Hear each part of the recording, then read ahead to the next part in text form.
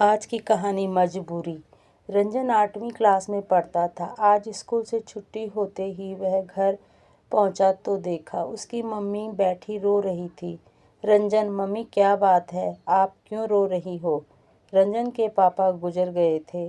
Business करने के लिए उन्हें 2 साल हो चुके थे। शुरू शुरू में पैसे भिजवाते थे, धीरे धीरे वो भी बंद हो गए। फिर फ़ोन भी आने बंद हो गए। आज सरिता ने फ़ोन किया तो उन्होंने कहा, योगेंद्र जी, मेरा तुम दोनों से कोई मतलब नहीं है। मैंने यहीं रहने का फ़ैसला किया है। मैं अब कभी वापस नहीं आऊँगा और आज के बाद इस नंबर पर कभी फ़ोन मत करना। यह कहकर उन्होंने फ़ोन काट दिया। सरिता जी इस बात को सुनकर तब से रोए जा रही थी। रंजन, मम्मी आप चिंता मत करो, मैं कल से कोई काम ढूंढ लेता हूँ। हम अकेले रह लेंगे, हमें किसी की ज़रूरत नहीं है। पापा के लिए उसके मन में कड़वाहट भर चुकी थी। वह अपनी माँ को सांत्वना देने में लगा था। रंजन की बात सुनकर सरिता जी को अच्छा लगा, लेकिन इतनी छोटी सी उम्र में उसकी पढ़ाई छुड़वाकर काम पर लगा देना, यह उन्हें समझ नहीं आ रहा था। सरिता जी, नहीं बेटा, तुझे बहुत मेहनत से पढ़ना होगा। पढ़ लिख कर तुझे कुछ बनना होगा ताकि हम दुनिया का मुकाबला कर सकें। मैं मेहनत करूँगी, बस तू मन लगाकर पढ़ाई कर। रंजन, मम्मी पढ़ाई से ज़रूरी घर का खर्च चलाना है। आप क्या करोगी? कभी घर से बाहर आप निकली नहीं। आपको कौन काम देगा? मैं काम करूँगा। मैंने सोच लिया है, काम के साथ साथ शाम को पढ़ाई कर लूँगा। अगले दिन से रंजन काम की तलाश में भटकने लगता है। कई दिन भटकने के बाद भी उसे कोई काम नहीं मिलता।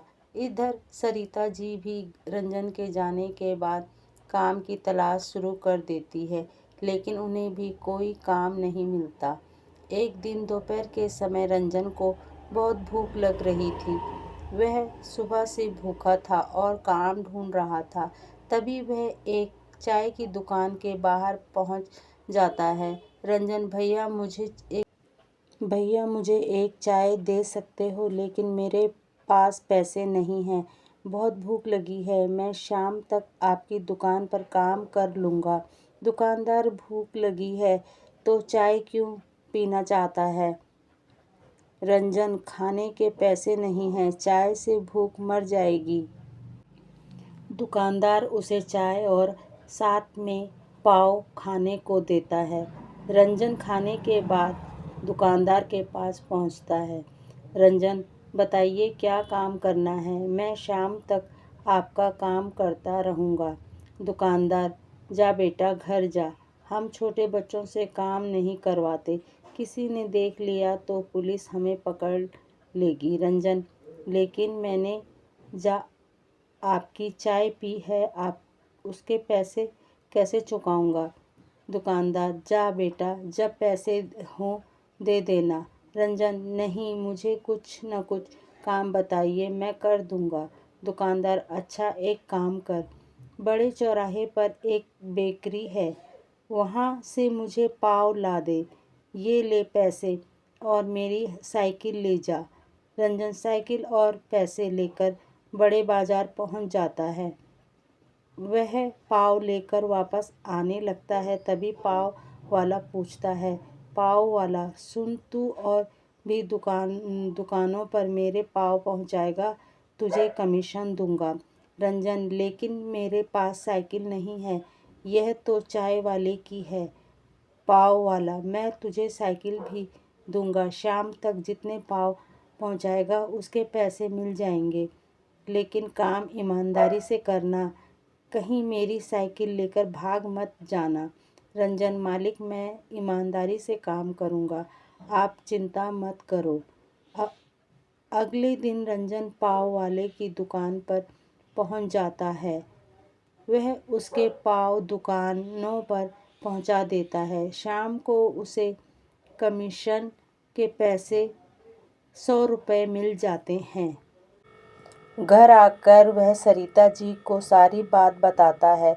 दूसरे दिन भी वह मेहनत से काम करता है। शाम को जब वह अपने पैसे लेने पहुंचता है तो पाव वाला उससे कहता है, पाव वाला, सुन बेटा, तेरे काम करने से मेरा बहुत फ़ायदा हो रहा है। कल तू पाव देने के बाद दूसरे बाजार में जाकर ये पाव वहाँ की दुकान वालों को दिखाना। क्या पता वहाँ से ऑर्डर मिलने लगे। इससे मेरी भी कमाई होगी और तेरी भी। रंजन ऐसा ही करता है। धीरे धीरे उसका काम बढ़ने लगता है। इधर सरिता जी को भी एक घर में खाना बनाने का काम मिल जाता है। दोनों माँ बेटे मेहनत से काम करने लगते हैं। इसी तरह समय बीत जाता है। 8 साल बाद रंजन बहुत पैसा कमाने लगता है। उसने पैसे जोड़कर अपनी पाव की दुकान खोल ली थी। उसकी दुकान पर उसने कई लड़के रख लिए जो पाव बेचने जाते थे। रंजन ने अपनी माँ का काम छुड़वा दिया था। कुछ समय बाद सरिता ने एक अच्छी सी लड़की देखकर रंजन की शादी कर दी। पूरा परिवार खुशी से रह रहा था। एक दिन किसी ने कुंडा खटकाया। सरिता ने दरवाज़ा खोला तो देखा सामने उसके पति योगेंद्र जी खड़े थे। सरिता उन्हें पहले तो पहचान नहीं पाई। पुराने से कपड़े पहने, दाढ़ी बढ़ी हुई थी, बहुत कमज़ोर लग रहे थे। सरिता, अब आप क्यों आए हो? योगेंद्र जी फूट फूट कर रोने लगे। योगेंद्र जी, मुझे माफ़ कर दो। मैंने वहाँ बहुत पैसा कमाया, फिर मैंने वहीं शादी कर ली। उसके बाद सब कुछ अच्छा चल रहा था, लेकिन एक दिन मैं बीमार पड़ गया। मेरी पत्नी सारा पैसा और जेवर लेकर चली गई। मैं अकेला बीमारी से लड़ता रहा। मेरी हालत ऐसी हो गई, अब न मेरे पास घर है, न खाने को रोटी, न पहनने को कपड़े। मैंने तुम दोनों के साथ बहुत बुरा किया, लेकिन अब मैं कहाँ जाऊँ, मुझे कुछ समझ नहीं आ रहा था, इसलिए मैं यहाँ चला आया। सरिता, आपको पता है हमने कैसे दिन काटे हैं? रंजन ने पढ़ाई छोड़कर दिन रात मेहनत की, तब कहीं जाकर यह सब बन पाया है। मैं तो आपको माफ़ भी कर दूं, लेकिन वह कभी आपको माफ़ नहीं करेगा। शाम को रंजन आया तो उसे सारी बात का पता लगा। रंजन, माँ, इनसे कहो यहाँ से चले जाएं, मुझे इनसे कोई मतलब नहीं है। सरिता जी बैठी रो रही थी। उन्हें रोता देख रंजन ने कहा, रंजन, मम्मी, मैं आपको रोते नहीं देख सकता।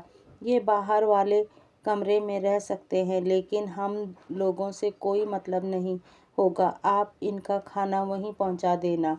योगेंद्र जी को बाहर के कमरे में ठहरा दिया जाता है, लेकिन घर का कोई सदस्य उनसे बात नहीं करता था। सरिता उन्हें खाना दे आती थी।